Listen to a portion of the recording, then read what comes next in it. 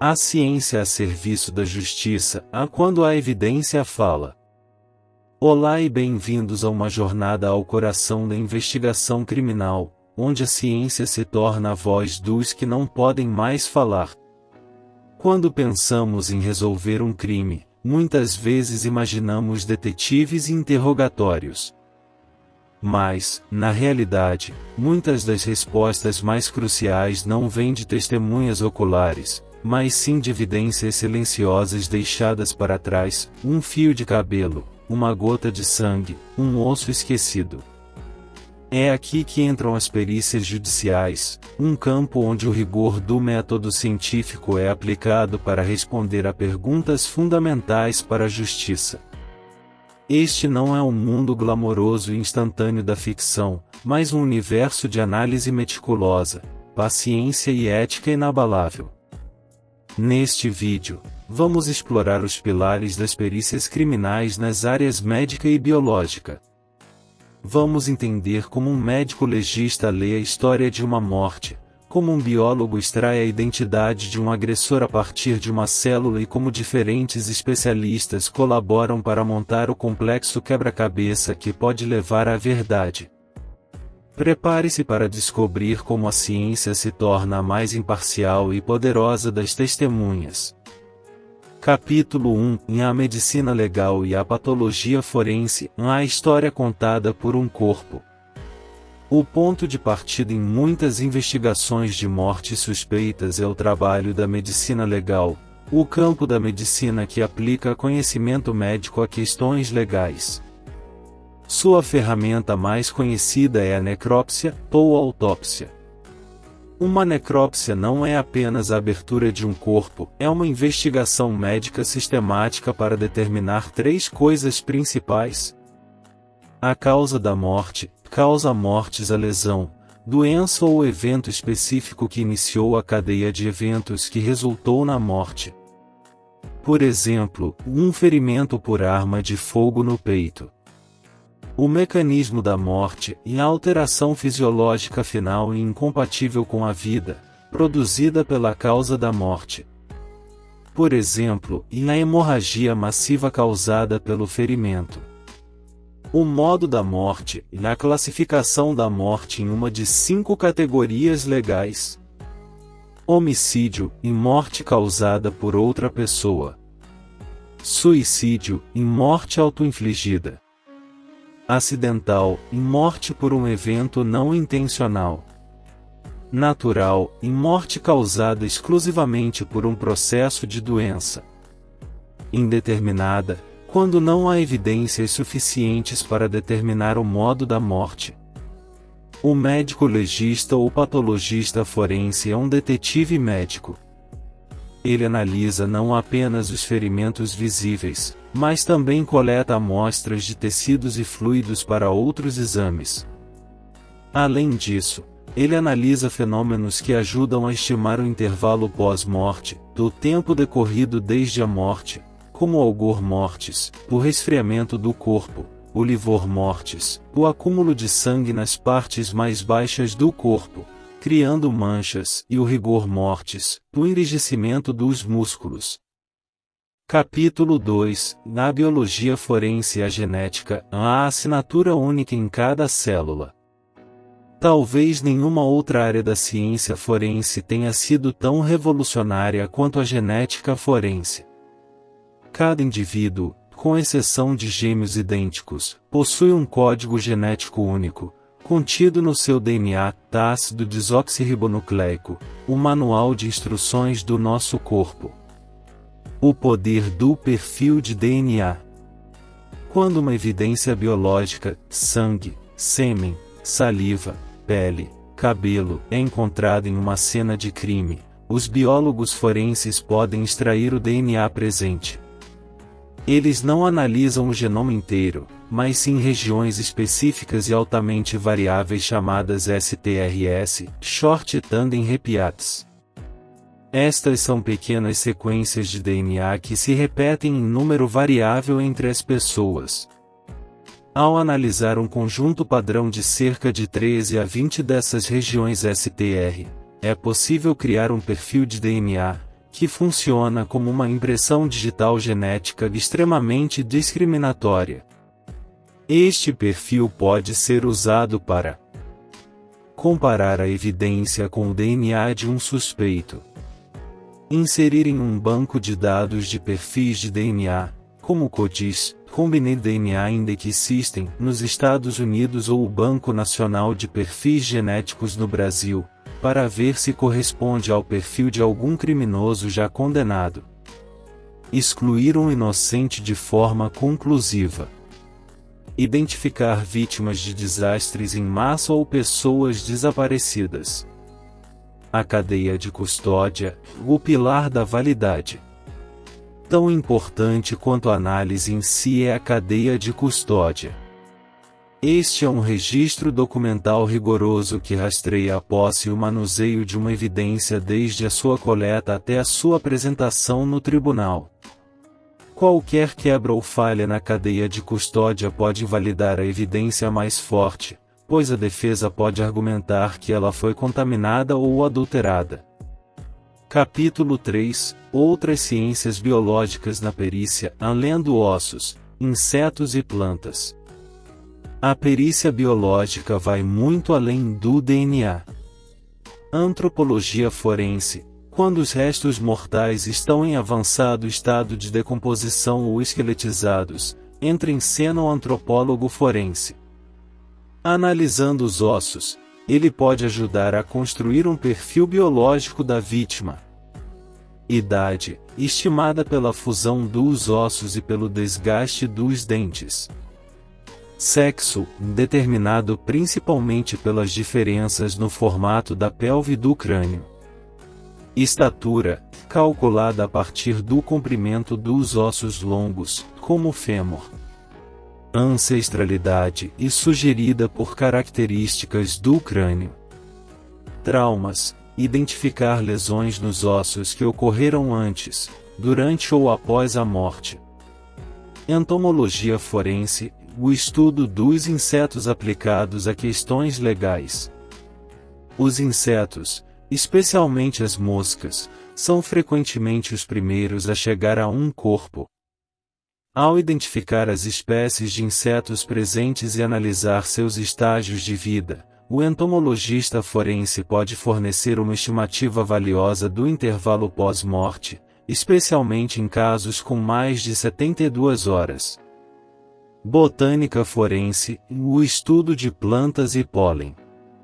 Vestígios de plantas ou pólen em um corpo ou nas roupas de um suspeito podem ajudar a ligá-lo a uma localização geográfica específica, como a cena do crime. Capítulo 4 – Toxicologia forense, a ciência dos venenos e drogas. A toxicologia forense se dedica a detectar e identificar a presença de drogas, álcool e venenos em fluidos e tecidos corporais. Um toxicologista responde a perguntas como: a vítima estava sob a influência de álcool ou drogas no momento da morte?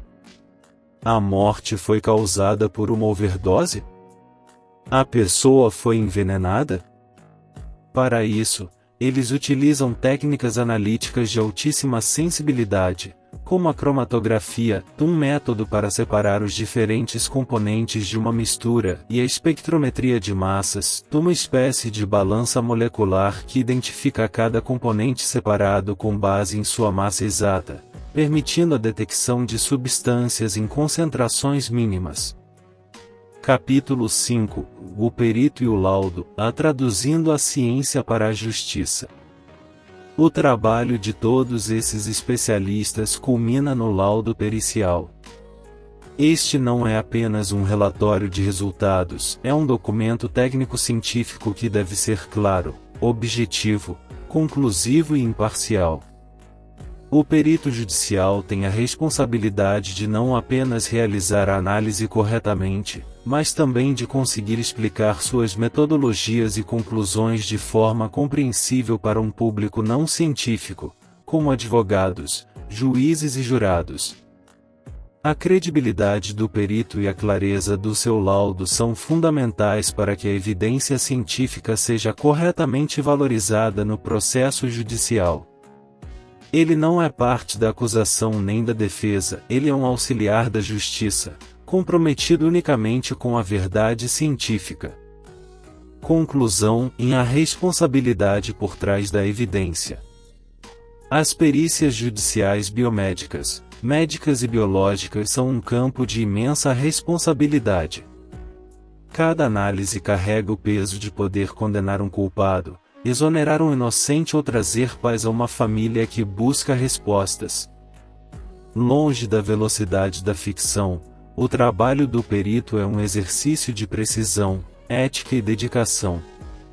Eles nos mostram que, mesmo na ausência de testemunhas humanas, os vestígios deixados para trás podem, através da lente da ciência, contar uma história detalhada e convincente, garantindo que, no final, a verdade tem a sua chance de prevalecer. Conectar a teoria com casos reais é a melhor maneira de entender o poder e o impacto da ciência forense no mundo real. Muitos dos métodos que discutimos se tornaram famosos por resolverem crimes que, de outra forma, permaneceriam um mistério. Vamos explorar alguns dos casos mais emblemáticos em que a perícia biomédica, médica e biológica foi a estrela da investigação. 1. O caso Colin Pitfork, ou o início do DNA forense. O caso, em 1983 e 1986, duas adolescentes, Linda Mann e Dawn Ashworth, foram estupradas e assassinadas em Narborough, Inglaterra. Um jovem chegou a confessar o segundo crime, mas a polícia tinha dúvidas. A perícia decisiva, perfil de DNA, DNA fingerprinting. Na época, o cientista britânico Sir Alec Jeffreys havia acabado de desenvolver uma técnica revolucionária para criar um perfil genético único de uma pessoa a partir de seu DNA. A polícia pediu sua ajuda. Jeffreys analisou o sêmen encontrado nas duas vítimas e confirmou que o assassino era a mesma pessoa. Mais importante, ele comparou esse perfil com o DNA do jovem que havia confessado e provou que ele era inocente. Em uma iniciativa sem precedentes, a polícia realizou a primeira triagem em massa de DNA da história, pedindo amostras de sangue voluntárias de mais de 4.000 homens da região. O assassino, Colin Pitfork, convenceu um amigo a fornecer uma amostra em seu lugar. A farsa foi descoberta quando esse amigo se gabou em um pub. Pitfork foi preso, seu DNA foi coletado e correspondeu perfeitamente ao perfil genético do assassino. Impacto: foi a primeira vez que o DNA foi usado para capturar um assassino e exonerar um inocente, mudando para sempre a investigação criminal. 2. O Golden State Killer, a revolução da genealogia genética. O caso, um dos casos mais aterrorizantes dos Estados Unidos. Um único homem foi responsável por pelo menos 13 assassinatos, mais de 50 estupros e centenas de roubos na Califórnia entre as décadas de 1970 e 1980. Por décadas, ele permaneceu um fantasma. A perícia decisiva, genealogia genética forense. Em 2018, os investigadores pegaram o DNA antigo da cena do crime e, em vez de apenas compará-lo com bancos de dados criminais, eles o enviaram para um site público de genealogia, onde pessoas enviam seu DNA para encontrar parentes. O sistema encontrou correspondências com parentes distantes do assassino, primos de terceiro e quarto grau. A partir daí, os investigadores, com a ajuda de genealogistas, construíram uma gigantesca árvore genealógica, rastreando centenas de parentes até chegarem a um único suspeito provável, Joseph James DeAngelo, um ex-policial. Eles coletaram discretamente uma amostra de DNA de DeAngelo, de uma maçaneta de carro e de um lenço em seu lixo, e a correspondência foi exata. Impacto: este caso abriu uma nova era na resolução de casos arquivados, cold cases, usando o poder das árvores genealógicas para encontrar criminosos que escaparam por décadas. 3. O caso O.J. Simpson, a importância da cadeia de custódia. O caso, em 1994, a ex-estrela do futebol americano O.J. Simpson foi acusado de assassinar sua ex-esposa, Nicole Brown Simpson, e seu amigo, Ron Goldman. A perícia em destaque, perfil de DNA e a falha na cadeia de custódia. A promotoria apresentou o que parecia ser uma montanha de evidências forenses. O sangue da vítima foi encontrado no carro e nas meias de Simpson. O sangue de Simpson foi encontrado na cena do crime. No entanto, a equipe de defesa de Simpson, o Dream Team, não atacou os resultados do DNA em si, mas sim o processo de coleta e manuseio. Eles argumentaram que a polícia havia sido descuidada, contaminando as evidências. Eles apontaram falhas na cadeia de custódia, sugerindo que as amostras poderiam ter sido adulteradas ou mal manuseadas. Impacto. Apesar das fortes evidências científicas, as dúvidas levantadas sobre a integridade do processo criaram a dúvida razoável que levou à absolvição de Simpson no julgamento criminal. Este caso se tornou um exemplo clássico ensinado em todo o mundo sobre como a falha em seguir protocolos rigorosos de coleta pode destruir o valor da melhor evidência científica. 4. O maníaco do parque, Francisco de Assis Pereira, DNA no contexto brasileiro. O caso, um dos serial killers mais notórios do Brasil, que atacou mulheres no Parque do Estado, em São Paulo, na década de 1990. A perícia decisiva, genética forense e odontologia forense. A identificação e a condenação de Francisco de Assis Pereira foram fortemente baseadas em provas periciais. A análise de DNA do sêmen encontrado em várias vítimas foi comparada com o material genético do suspeito, estabelecendo uma ligação científica irrefutável entre ele e os crimes. Além disso, a odontologia forense foi usada para analisar marcas de mordida encontradas no corpo de uma das vítimas. A comparação dessas marcas com a arcada dentária do maníaco do parque forneceu mais uma evidência crucial para a investigação. Impacto. Foi um dos primeiros casos de grande repercussão no Brasil onde o perfil de DNA foi uma ferramenta central para garantir a condenação de um criminoso em série. 5. Joseph Mengele, a confirmação pela antropologia forense. O caso, o Joseph Mengele, o anjo da morte do campo de concentração de Auschwitz e um dos criminosos de guerra nazistas mais procurados, viveu escondido no Brasil por anos. Após sua morte por afogamento em 1979, ele foi enterrado sob um nome falso em Embu das Artes, TSP. A perícia decisiva em antropologia e odontologia forense.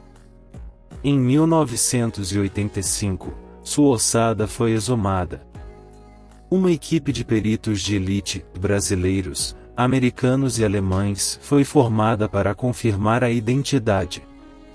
O trabalho da antropologia forense foi espetacular. Analisando o esqueleto, os peritos determinaram o sexo, a altura, a idade aproximada na época da morte e a ancestralidade, tudo compatível com Mengele.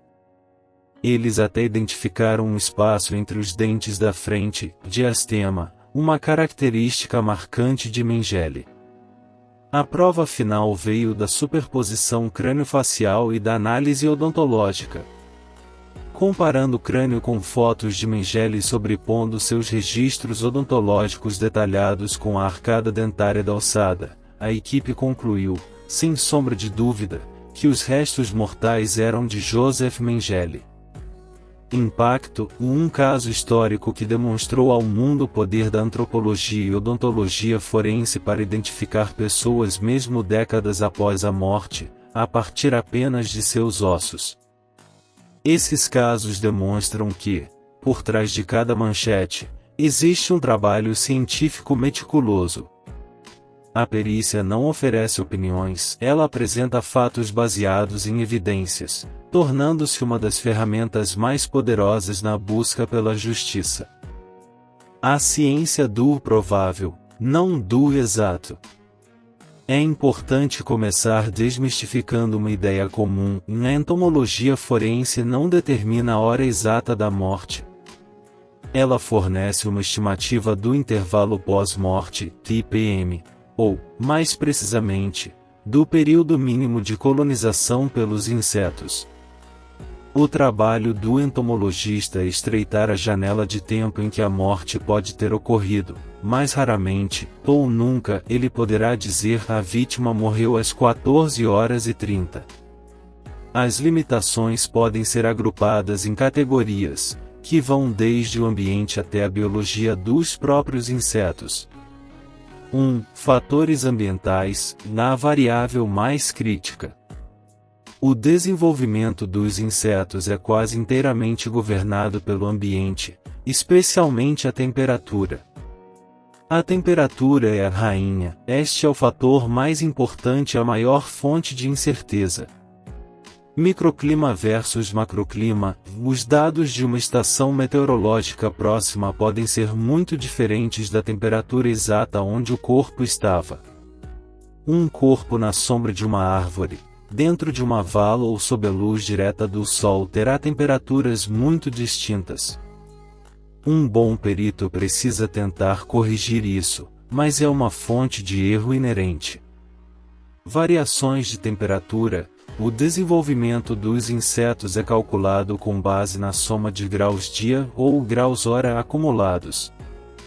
Se os dados de temperatura usados no cálculo não forem precisos, toda a estimativa do IPM será imprecisa.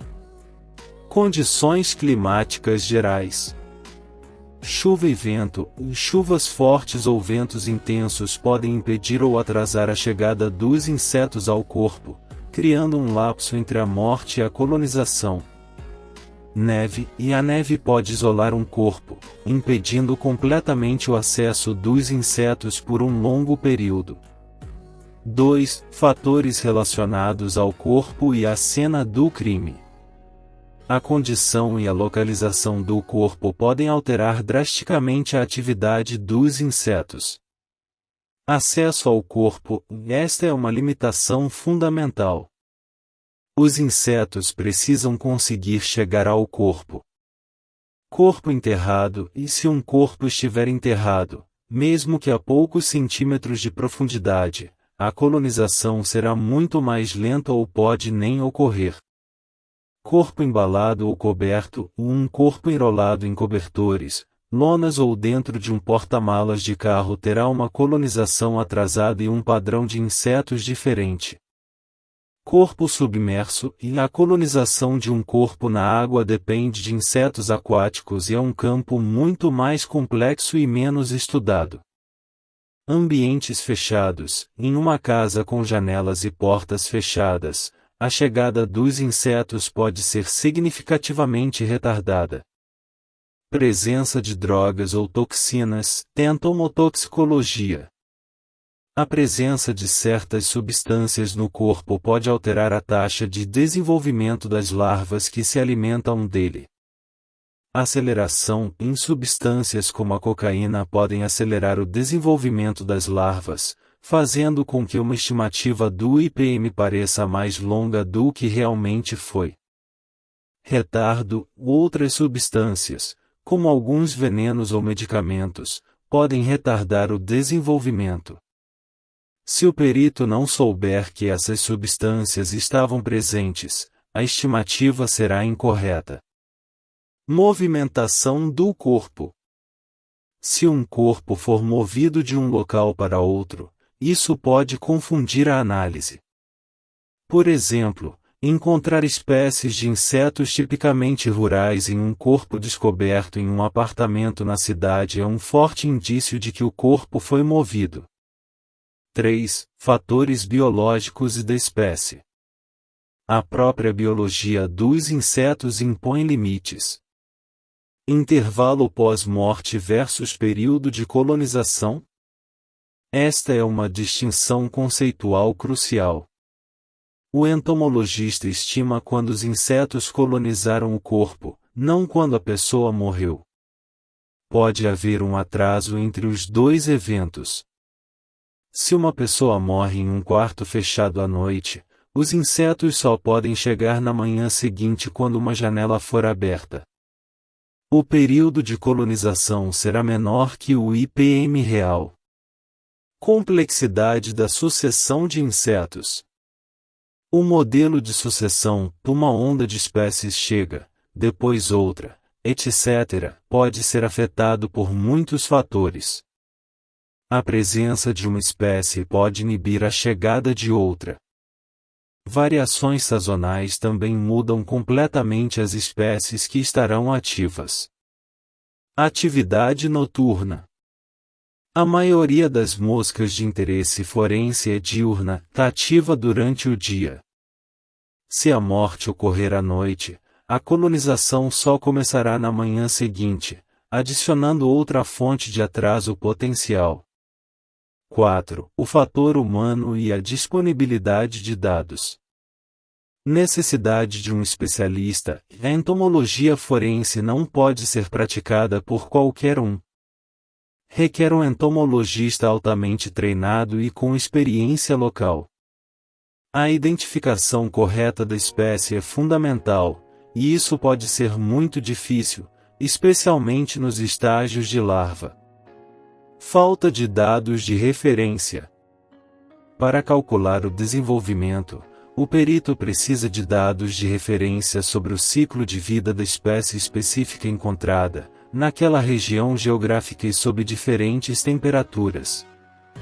Para muitas regiões do mundo ou para espécies menos comuns, esses dados de base podem simplesmente não existir, forçando o perito a usar dados de espécies semelhantes, o que introduz mais uma camada de incerteza. Conclusão: em uma ferramenta de estimativa, não uma sentença final.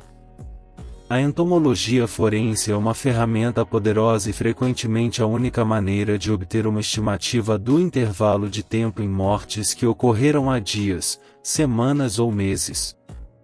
No entanto, é crucial que seus resultados sejam apresentados no tribunal com todas as suas limitações devidamente explicadas.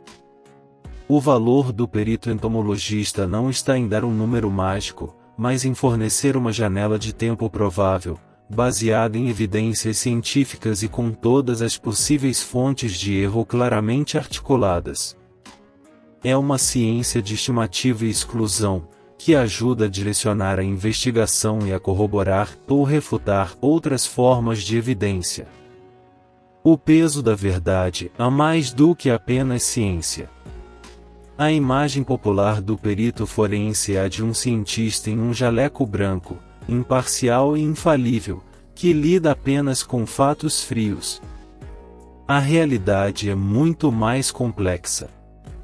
O perito atua na intersecção da ciência com o sistema de justiça, um ambiente inerentemente adversarial e carregado de emoções, expectativas e pressões.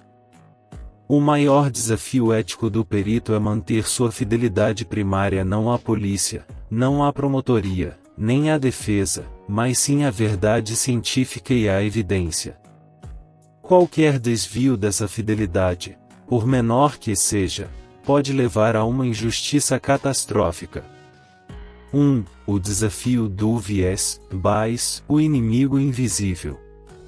Este é, de longe, o desafio ético mais difundido e perigoso, porque muitas vezes é inconsciente. Um perito deve ser objetivo, mas ele é humano. Viés de confirmação, confirmation bias. Esta é a tendência natural de buscar, interpretar e favorecer informações que confirmem as crenças ou hipóteses existentes. Cenário: um perito de DNA é informado pela polícia. Nós temos certeza de que este suspeito é o culpado. Ele já tem histórico disso. Só precisamos que você confirme que o DNA dele está na cena do crime. Essa informação extrínseca e desnecessária pode influenciar inconscientemente o perito a interpretar uma amostra de DNA mista ou de baixa qualidade de uma forma que favoreça a inclusão do suspeito. Dever ético: o perito deve se esforçar para trabalhar cego sempre que possível, analisando a evidência primeiro, sem conhecimento do contexto do caso, para formar uma opinião baseada apenas nos dados científicos. Pressão externa: peritos oficiais podem sentir uma pressão para serem parte do time da acusação. Eles trabalham lado a lado com a polícia e promotores, e pode haver uma expectativa implícita de que seus resultados ajudem a fechar o caso. Dever ético: resistir a essa pressão e lembrar que seu papel é ser um cientista imparcial, não um braço da acusação. A evidência é o que é, e não o que uma das partes gostaria que fosse. 2. Competência e os limites do conhecimento. A ciência evolui rapidamente. Um perito que não se atualiza está, eticamente, prestando um desserviço. Manter-se atualizado: um perito tem a obrigação ética de se manter a par das novas tecnologias, metodologias, pesquisas e limitações de sua área através de educação continuada.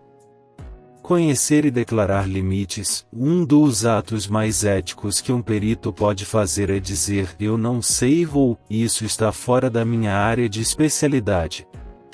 Cenário: um excelente toxicologista é questionado em tribunal sobre a trajetória de uma bala.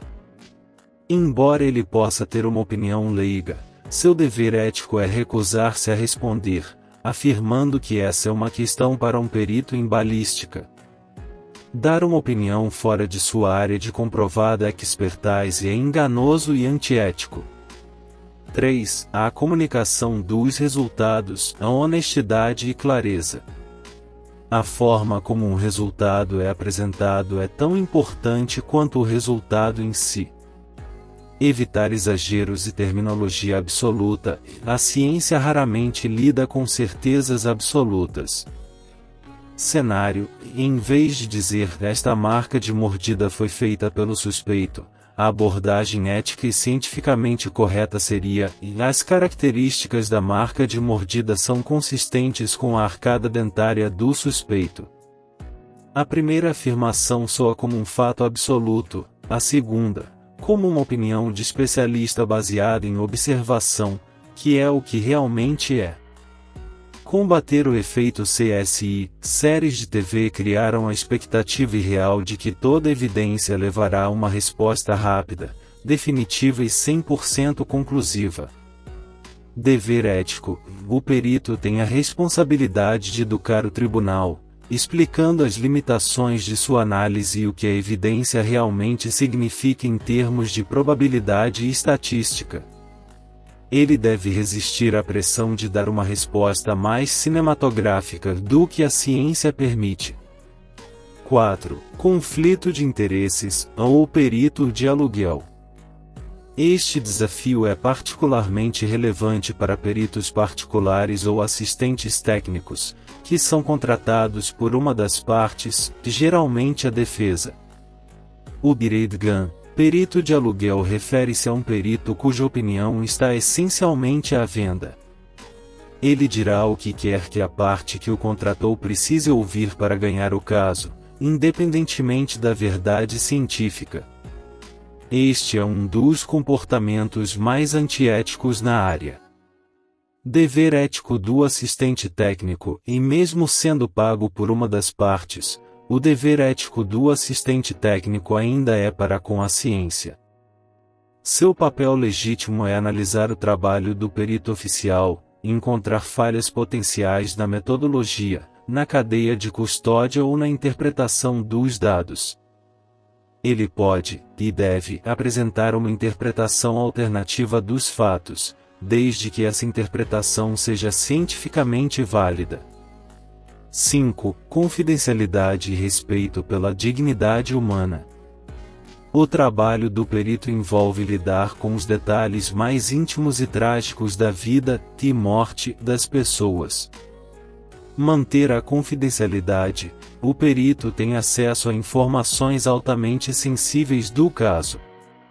Discutir detalhes do caso com amigos, familiares ou a mídia é uma grave quebra de ética e confiança.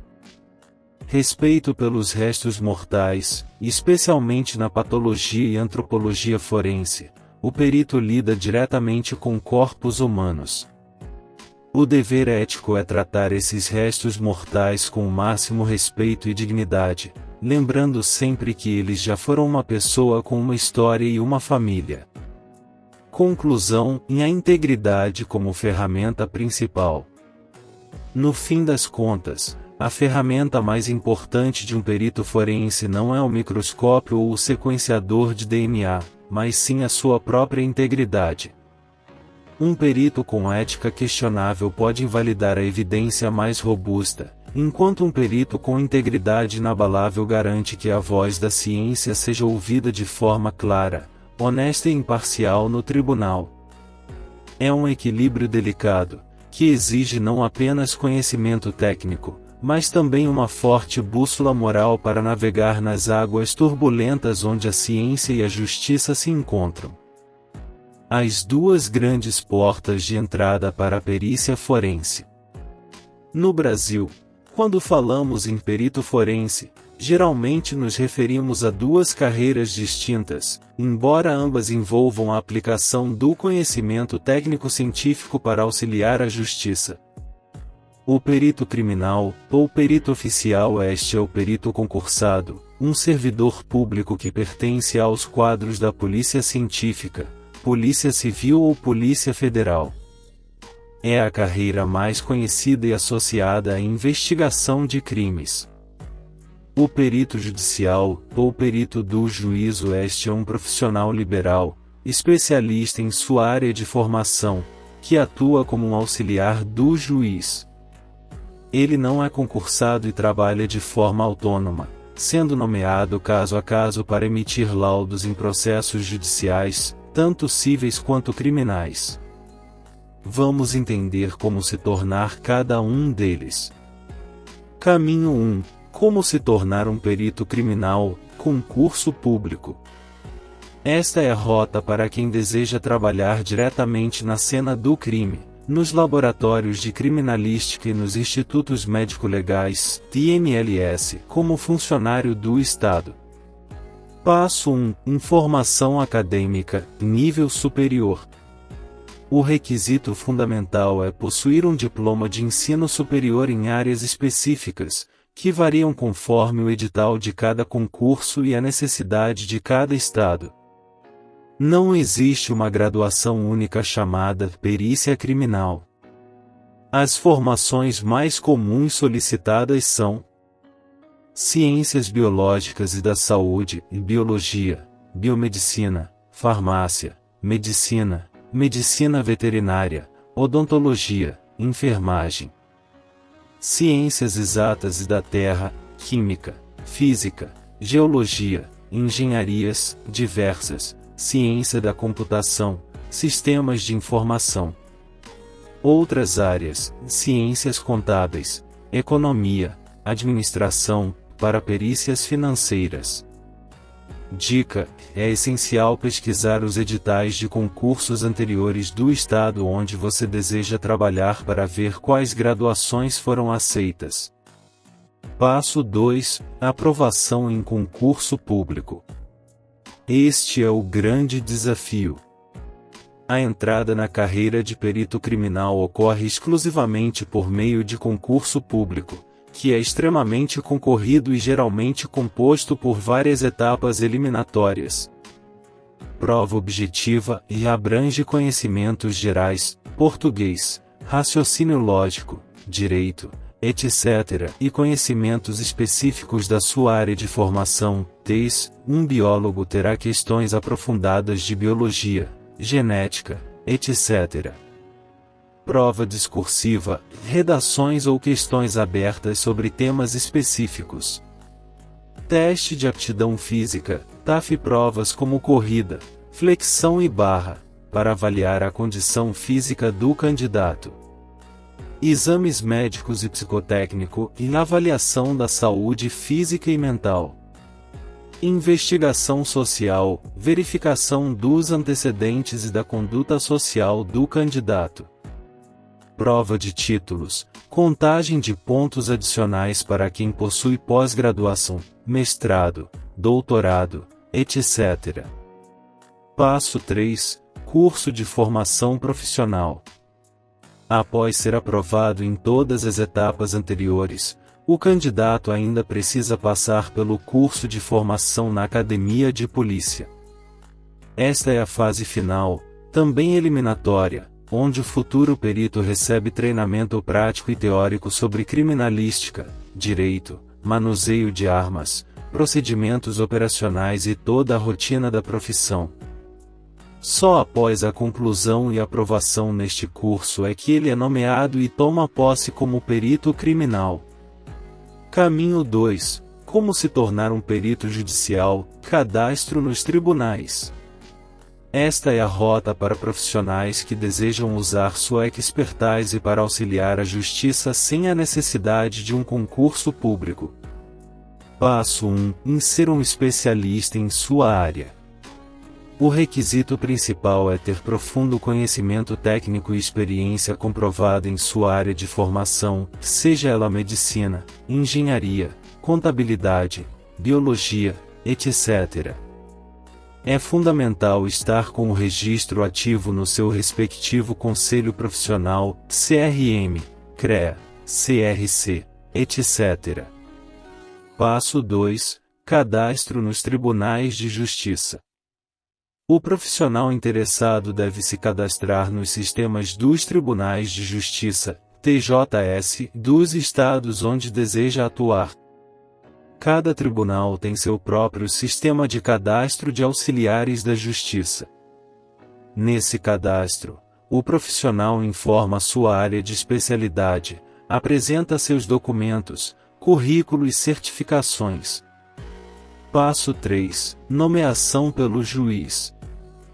Quando um juiz, em um processo, se depara com uma questão técnica que ele não domina, ele consulta o cadastro do tribunal e nomeia um perito daquela área para elaborar um laudo técnico que esclareça o ponto controvertido. Exemplo: em um processo de erro médico, o juiz nomeia um médico perito. Em um processo sobre uma falha estrutural em um prédio, ele nomeia um engenheiro civil perito. O perito judicial é pago por meio de honorários, cujo valor é definido pelo juiz e pago pelas partes envolvidas no processo. Ele não tem vínculo empregatício com o tribunal, estabilidade ou salário fixo, sua remuneração depende do número de nomeações que recebe.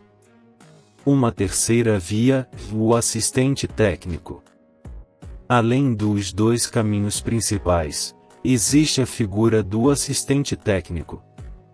Este é um perito particular contratado por uma das partes do processo, autor ou réu, para acompanhar o trabalho do perito judicial nomeado pelo juiz.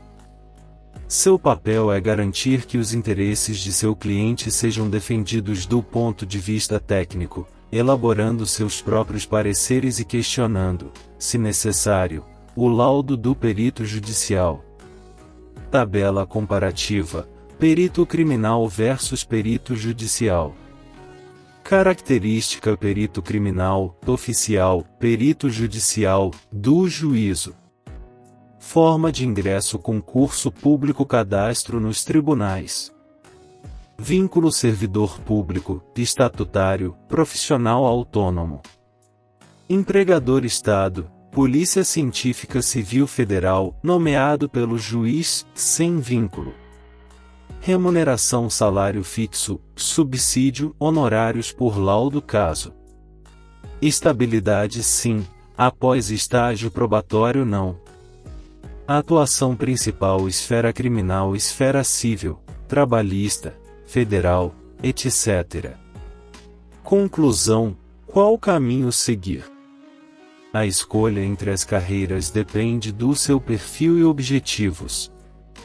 Se você busca a estabilidade do serviço público, a emoção da investigação criminal na linha de frente e não se importa com a alta competitividade dos concursos, a carreira de perito criminal é o seu foco.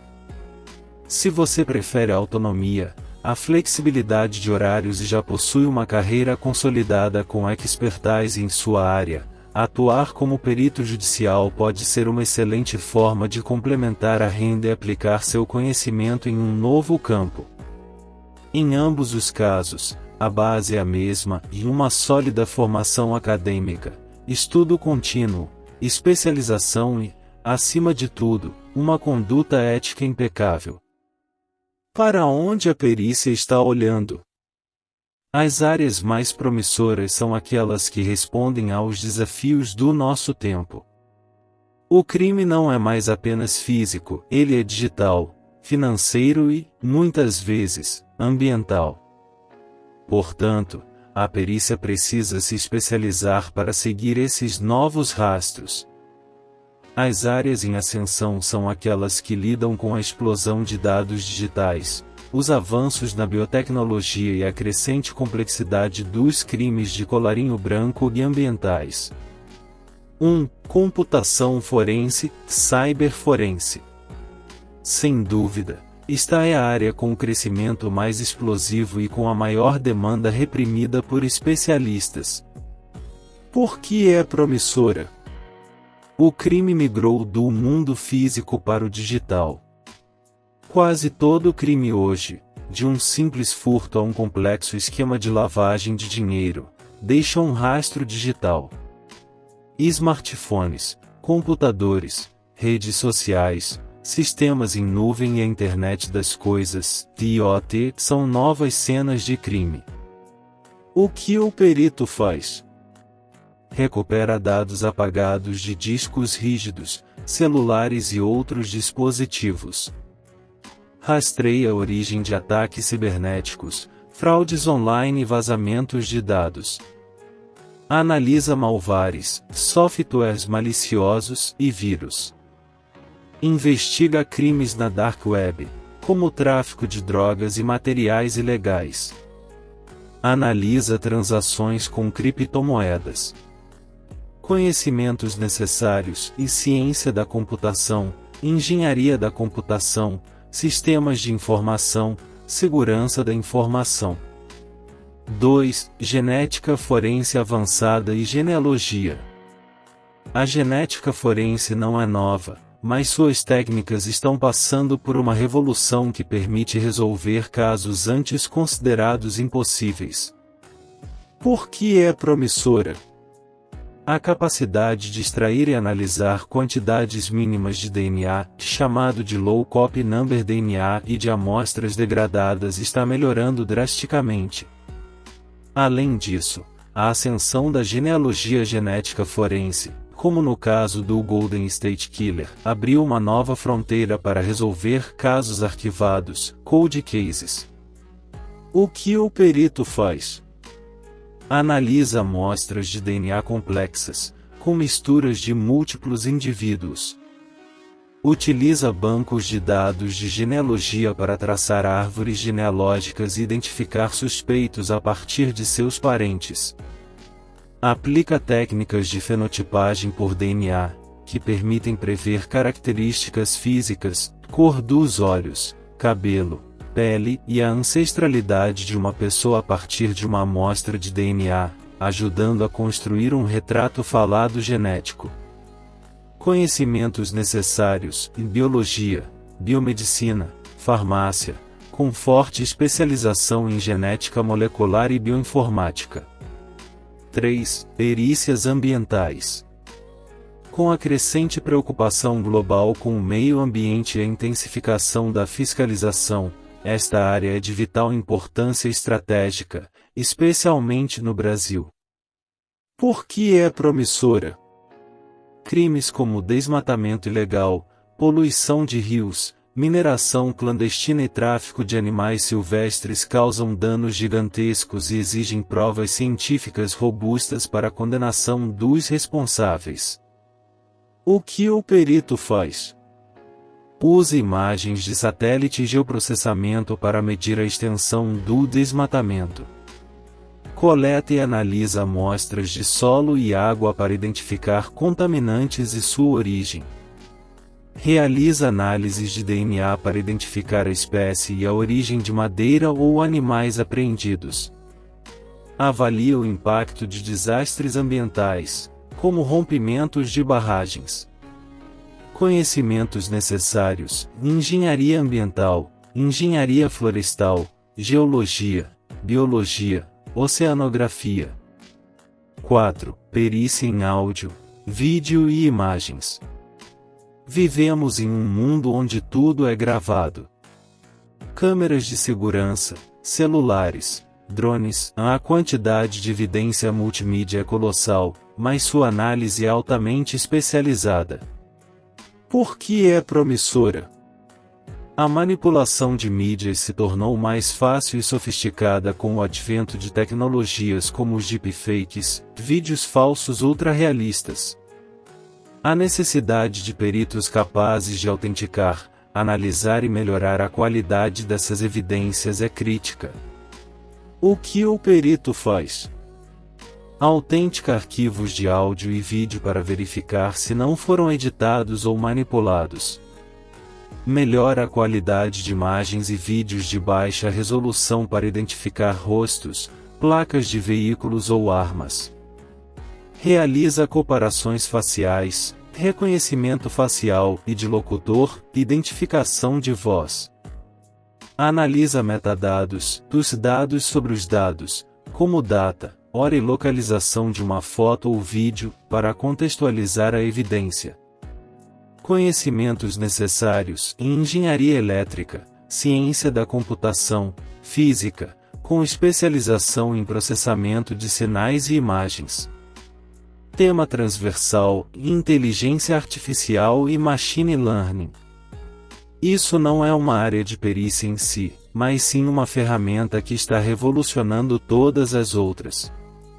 O perito do futuro, em qualquer área, que dominar conceitos de inteligência artificial e machine learning terá um diferencial imenso.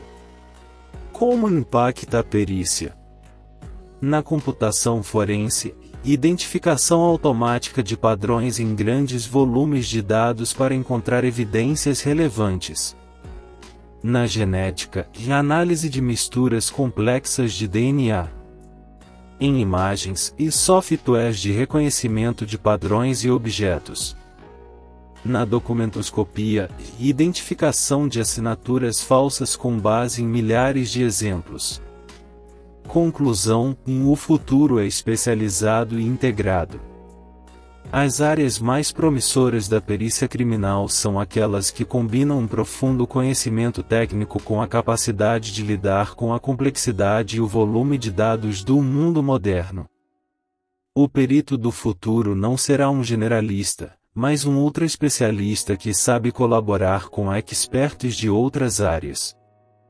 Investir em computação, genética, análise de dados e nas ciências ambientais, sem dúvida, apostar nas fronteiras mais excitantes e necessárias da ciência a serviço da justiça.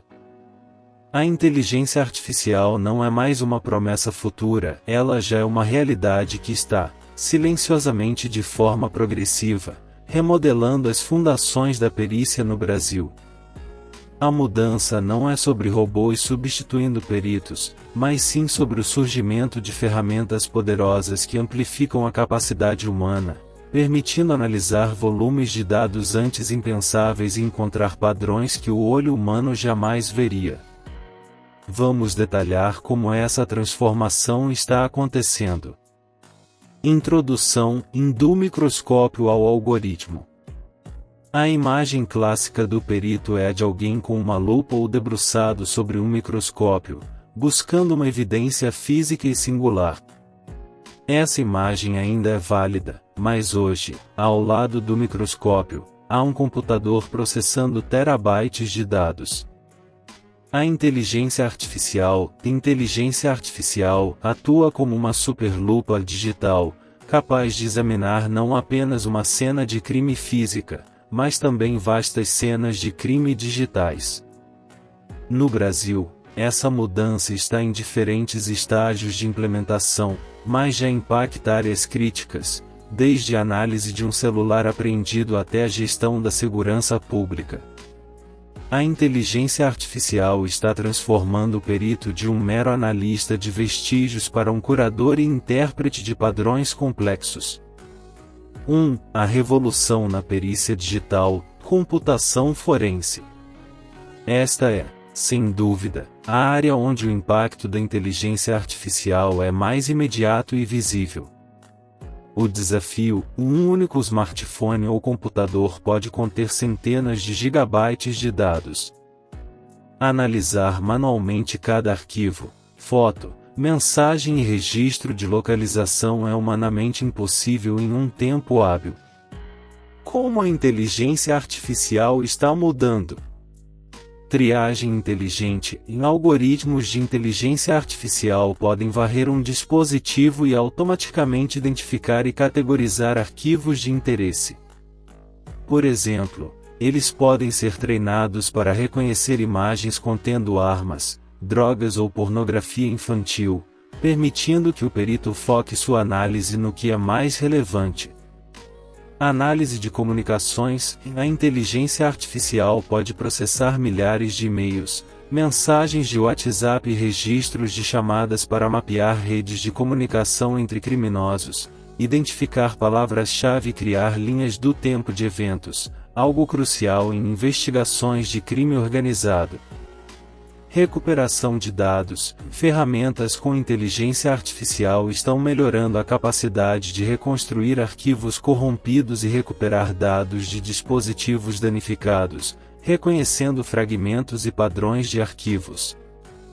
Um exemplo prático no Brasil é o uso de softwares em grandes operações, como as que investigam crimes financeiros, onde a inteligência artificial ajuda a cruzar dados de inúmeras planilhas, e-mails e transações bancárias para encontrar evidências de lavagem de dinheiro. 2. Avanços na análise de DNA e biometria. A biologia forense também está sendo amplificada pela capacidade de processamento da inteligência artificial. O desafio: perfis de DNA de cenas de crime frequentemente contêm misturas de material genético de várias pessoas, vítima, agressor, etc. Separar esses perfis manualmente é um processo complexo e demorado. Como a inteligência artificial está mudando? Decomposição de misturas de DNA e softwares baseados em machine learning, aprendizado de máquina, podem analisar a intensidade dos sinais genéticos e propor as combinações mais prováveis dos perfis individuais dentro da mistura, com um grau de probabilidade estatística. Análise preditiva, fenotipagem: como vimos, a inteligência artificial ajuda a criar modelos que podem prever características físicas a partir do DNA, oferecendo um retrato falado genético que pode direcionar a investigação quando não há suspeitos. Reconhecimento facial: embora polêmica, a inteligência artificial é a base dos sistemas de reconhecimento facial usados em investigações. A perícia é chamada para validar ou contestar os matches feitos por esses sistemas, comparando as características faciais de forma técnica. 3. Inteligência e análise preditiva na segurança pública. A inteligência artificial está mudando o foco da perícia de um trabalho puramente reativo, de analisar um crime que já ocorreu, para um trabalho que também pode ser proativo e de inteligência. O desafio é compreender padrões criminais em larga escala para otimizar o policiamento e prevenir crimes. Como a inteligência artificial está mudando? Análise de modus operandi: a inteligência artificial pode analisar milhares de boletins de ocorrência para identificar padrões e ligações entre crimes que pareciam isolados. Ela pode apontar, por exemplo, que uma série de roubos em diferentes bairros está sendo cometida pelo mesmo grupo, com base na arma usada, horário e abordagem. mapeamento de hotspots, algoritmos analisam dados de criminalidade, demografia e até mesmo eventos sociais para prever onde e quando há maior probabilidade de ocorrência de certos crimes, ajudando a direcionar o patrulhamento. No Brasil, diversas polícias estaduais já utilizam ou testam sistemas de monitoramento por câmeras com inteligência artificial e softwares para análise de manchas criminais, integrando o trabalho pericial com a estratégia de segurança. 4. Os grandes desafios éticos e legais no Brasil. A implementação da inteligência artificial não vem sem desafios imensos, que estão no centro do debate atual no Brasil. O problema da caixa preta, black box. Muitos algoritmos de inteligência artificial são tão complexos que nem seus criadores conseguem explicar exatamente como eles chegam a uma determinada conclusão. Para o sistema judicial, isso é um problema grave. Como um perito pode defender seu laudo em um tribunal se ele se baseou em uma ferramenta cujo processo de decisão é opaco? O viés algorítmico e na inteligência artificial aprende com os dados que lhes são fornecidos. Se os dados históricos refletem preconceitos sociais, como abordagens policiais desiguais em diferentes bairros, a inteligência artificial aprenderá e perpetuará esses preconceitos. O debate sobre a confiabilidade e o viés racial em sistemas de reconhecimento facial é o maior exemplo disso no Brasil. A necessidade de regulamentação e validação. Quem valida esses algoritmos? Como garantir que eles são precisos e justos?